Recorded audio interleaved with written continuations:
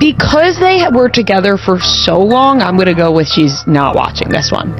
It wasn't like a little fling where she could watch and be like, oh, laugh, like, I hooked up with him. Pop culture and sports are colliding in ways that will have you spitting out your coffee. First up, Swifties are clutching their cardigans over a wild new rumor about Taylor Swift's ex Joe Alwyn, and yes, it could rewrite the breakup saga entirely. Then, Kayla Nicole throws some shade at lying men, keeping Travis Kelce firmly in the gossip crosshairs.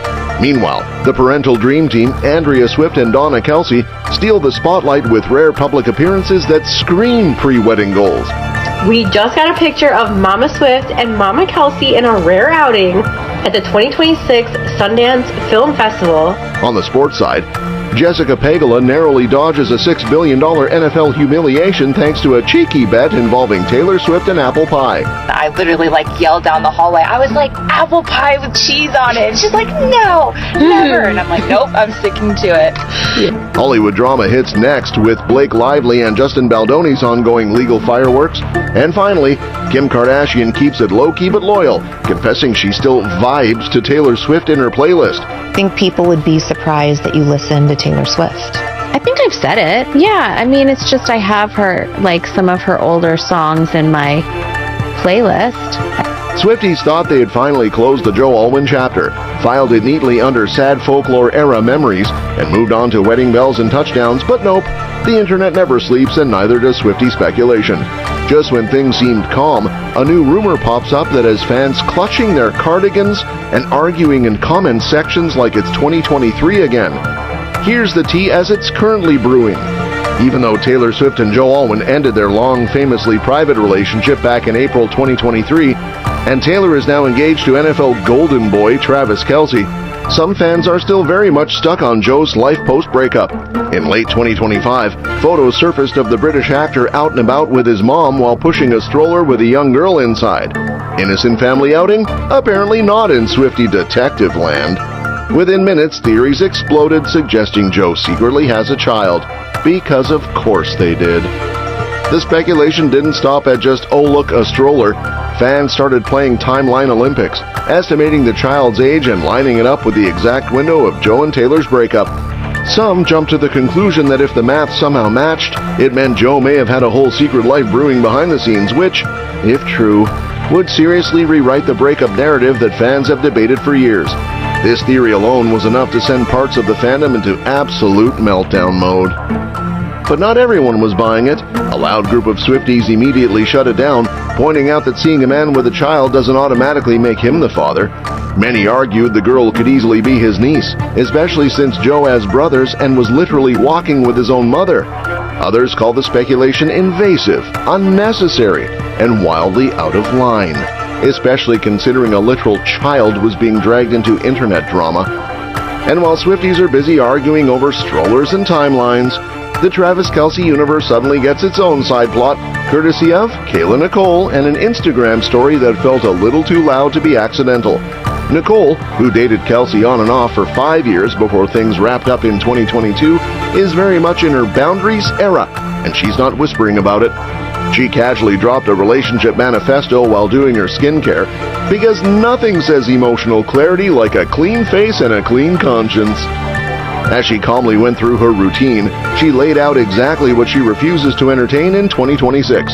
And let's just say lying men didn't make the cut, along with inconsistency, mixed signals, and what insiders describe as peak audacity with absolutely no credentials.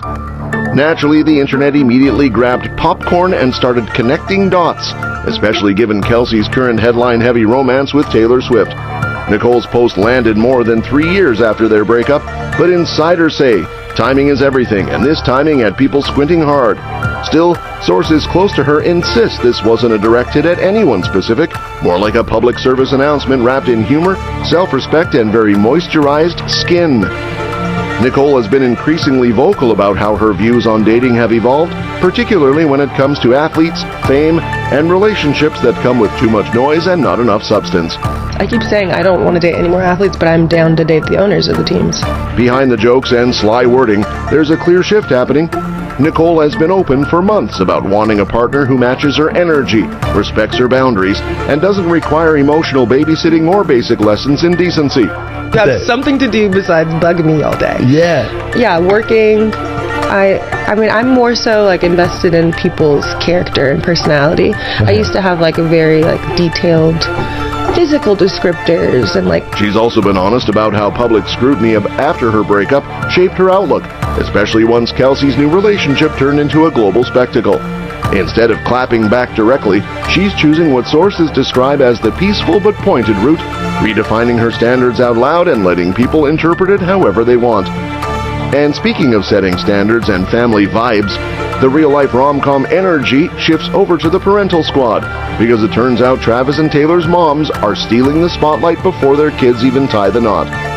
Andrea Swift and Donna Kelce made a rare, totally heartwarming public appearance together at the Sundance Film Festival over the weekend. And insiders are calling it Mom's Day Out meets fashion editorial.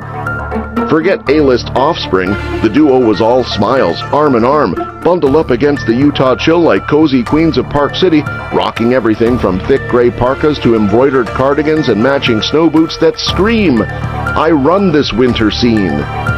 The pair looked completely at ease, chatting and laughing like they've known each other forever, while festival goers snapped pics, probably wondering if this was a cameo in some feel-good Netflix special about in-law harmony. We just got a picture of Mama Swift and Mama Kelce in a rare outing at the 2026 Sundance Film Festival. It wasn't even the first time these two got some quality bonding time without Travis or Taylor hovering. A few months back, they were spotted in Kansas City, catching up at a new steakhouse opened by Kelce and Patrick Mahomes, where insider gossip insists Andrea and Donna were already exchanging notes on everything from wedding plans to the best steak cuts.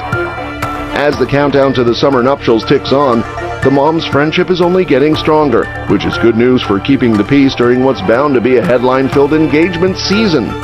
And while the couple's NFL and pop star schedules keep them busy, with Kelce even hinting at one final season under his belt, thanks in part to his favorite coach returning to the fold, Andrea and Donna are essentially the calm in the pre-wedding storm, offering moral support, style inspiration, and the occasional reality check.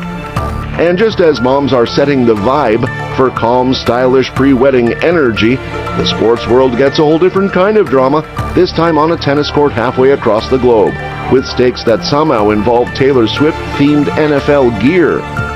At the Australian Open, Jessica Pegula decided she wasn't just here to play tennis, she was on a mission to avoid the absolute horror of wearing a Kansas City Chiefs jersey emblazoned with Travis Kelce and Taylor Swift. Why the nightmare scenario? Because her good friend and fellow American Madison Keys dared to make a bet. Loser wears the other's humiliating token. If Maddie loses, she's got to eat Jess's favorite thing, eat cheese on apple pie. Or we've got, if Jess loses, she's got to wear the Chief jersey, you know? And naturally, Pegula had a little extra incentive. The last thing a billionaire's daughter wants is public promo for a rival NFL franchise. The match was a straight-up clinic, with Pegula not letting anything distract her, not even the aroma of apple pie topped with melted cheddar that awaited Keys if she lost. My family owns the Buffalo Bills. They've owned it.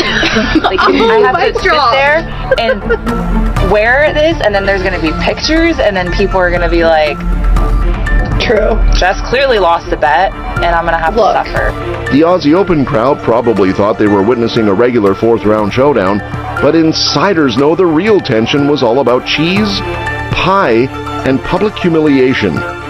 Pegula went full throttle, serving to love, dictating rallies, and basically making Keys wish she had never joked about a bet. Keys valiantly tried to fight back, mixing flashes of brilliance with shots that seemed designed to sabotage her own game. Double faults, wild volleys, you name it, while Pegula calmly collected the points like a pro avoiding a nightmare wardrobe. Adding to the circus, there was an air show overhead to celebrate Australia Day, which could have thrown anyone off, but Pegula stayed laser-focused, showing why she's been consistently in Melbourne quarters for years. By the end, Pegula had sent the defending champion packing, all while dodging a Chiefs jersey apocalypse and keeping her streak alive. And my agent was like, you guys need to come up with like a funny bet or something. And then I literally like yelled down the hallway. I was like, apple pie with cheese on it. And she's like, no, never. And I'm like, nope, I'm sticking to it. Sources say the victory wasn't just about advancing, it was about surviving the ultimate humiliation bet, keeping her competitive edge sharp and avoiding being Instagram memed in pop star football glory. And while Pegula was dodging Kelce-themed fashion nightmares in Melbourne, the Hollywood drama machine was cranking into overdrive with Blake Lively and Justin Baldoni. 2 years after It Ends With Us wrapped, the legal fireworks are still blazing, and now the world gets a peek at the receipts, explosive texts, shady emails, and all the passive-aggressive seasoning you could ever want. Court papers reveal Lively venting to Taylor Swift about Baldoni, while Swift doubled as cheerleader, strategist, and probably the friend we all wish we had on speed dial during work chaos. But it's not just a two-person showdown.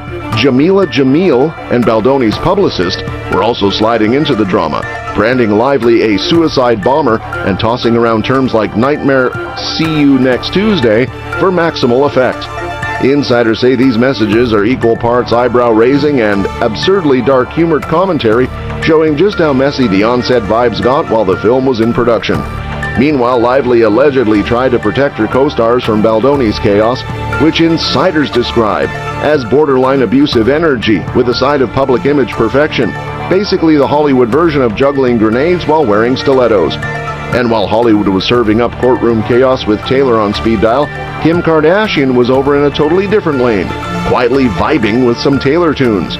Nearly a decade after the infamous 2016 phone call drama with Kanye, the OG Twitter snake saga, and all the ensuing Reputation-era receipts, Kim spilled that she still keeps Swift tracks in her personal playlist, proof that some jams survive even the nastiest pop culture beefs. On her podcast with Chloe, Kim casually dropped that she's rocking some of Taylor's older songs, alongside country faves like Shania Twain and Carrie Underwood, proving that yes, even reality royalty can appreciate a good heartbreak ballad or two without needing a public apology tour. I think people would be surprised that you listen to Taylor Swift.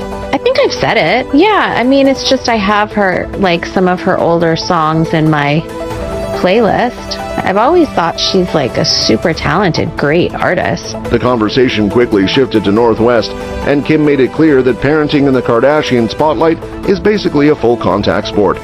North gets creative with blue hair and fake piercings, but don't get it twisted.